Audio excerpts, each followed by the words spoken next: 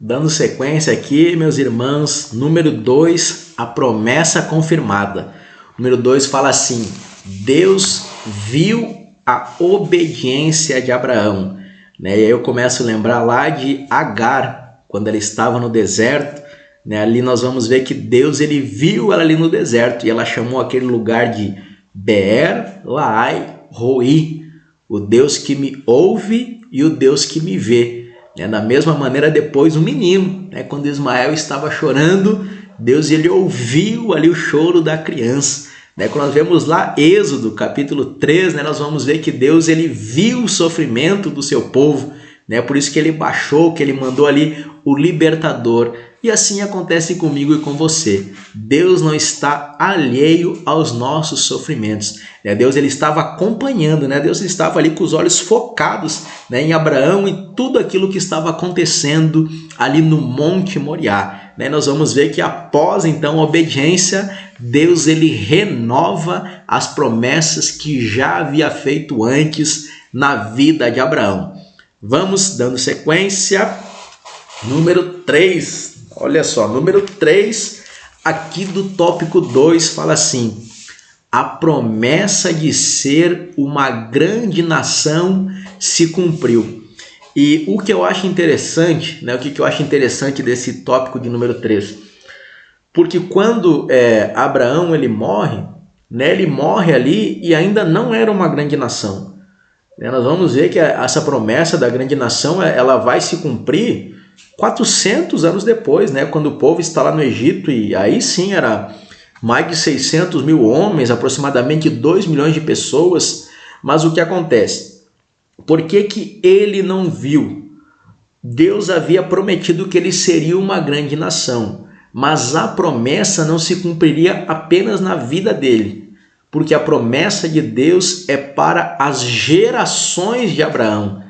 Alguém fala, eu não morrerei enquanto a promessa não se cumprir. Na verdade, porque você pode morrer. Por quê? Porque a promessa muitas vezes não é para você. A promessa ela é para a sua geração, não é apenas para você. Nós vamos ver que a promessa ela se cumpriu em toda a geração. Deus falou. Tanto é que nós vamos ver que, ali como fala, Jesus ele era o descendente de Abraão.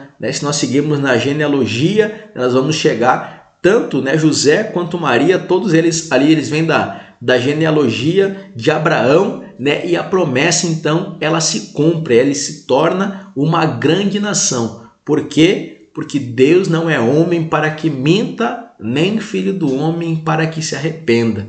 Quando ele promete, ele cumpre, porque ele é fiel. Meus amados, vamos chegar então para o final, o nosso último tópico vai falar: Abraão ofereceu seu único filho. Agora nós vamos então tirar um pouco o foco de Abraão e vamos olhar aqui para seu filho. Olha só que imagem maravilhosa. Nós vemos aqui os dois caminhando juntos, o pai e o filho no mesmo propósito. O pai e o filho no mesmo objetivo. O pai e o filho no mesmo trajeto. O que isso nos lembra? Jesus, quando estava também caminhando para a cruz. O pai e o filho com o mesmo propósito. Nós vamos ver então que Isaac ele foi obediente. Ele já tinha até idade, já era adolescente. Se ele quisesse, ele dizia, não pai, eu não vou. Nós vamos ver que não, eles andavam juntos. Porque é o que fala lá, nós vemos lá em Efésios, capítulo de número 6, fala, filhos, obedecei a vossos pais no Senhor, pois isto é justo. Honra teu pai e a tua mãe, que é o primeiro mandamento com promessa para que te vá bem e sejas de longa vida sobre a terra. Assim acontece então, Isaac estava ali honrando a seu pai, sendo obediente a seu pai e caminhando junto com seu pai. Isaac ele é um exemplo de obediência. Agora nós vamos falar também, após então ali o quase sacrifício, depois ele ver o cordeiro, nós vamos ver que vai acontecer a morte então de Sara, né? E nós vamos ver da importância, né, que tem algo que só acontece com Sara, que não aconteceu com nenhuma outra mulher na Bíblia. A única mulher que teve a sua idade, né, é o que fala aqui, ó, a única mulher na história bíblica que tem a sua idade revelada na morte, né? Sara morreu com 127 anos. Nós vamos ver ali depois o local, né, da sua sepultura, né? Nós vamos ver que Abraão ele vai comprar, né? Nós vamos ver também que Abraão lamentou e chorou, né? Vamos seguindo lá, Abraão humilde e sincero, né? Nós vamos ver que Abraão agora ele escolheu ali o local, né, a cova de Macpela, né? E quando ele chega ali para negociar, né, com Et falou, não, você é um príncipe de Deus em nosso meio, eu te dou o lugar. E Abraão falou, não, eu quero pagar o preço, né? E ele falou, mas o que é isso, né? Um campo de 400 ciclos de prata. Abraão pega, né? Ele paga ali junto os 400 ciclos, né? E compra aquele local. E ali então, na cova de Macpela, né, na localização de Hebron, é onde então ele sepulta ali a sua esposa, né, a sua amada esposa Sara. E depois nós vamos ler também um pouco mais para frente, nós vamos ver que também Abraão, quando ele morre, né, os seus filhos, né, ali, Isaac e Ismael, o sepultam na mesma sepultura de Sara, né? Então olha só como é importante que fala aqui, ó, Abraão honrou a sua esposa até na morte, né? O tempo todo ele honrou. Que exemplo maravilhoso.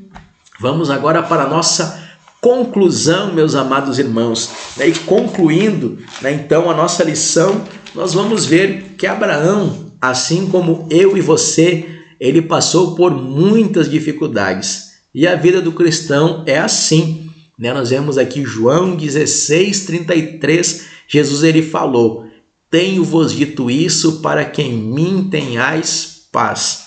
No mundo tereis aflições, mas tende bom ânimo. Eu venci o mundo. Meu amado irmão, minha amada irmã, persista, prossiga. Se você está passando por uma prova, né, você está passando. Ela vai passar e no momento certo Deus lhe dará a vitória para você, né, para a sua vida, para a sua família. Muito obrigado por ter ficado até aqui. Não se esqueça, curta, né, compartilhe, se inscreva em nosso canal. Se tiver alguma sugestão, nós estamos abertos, né, pode ficar à vontade.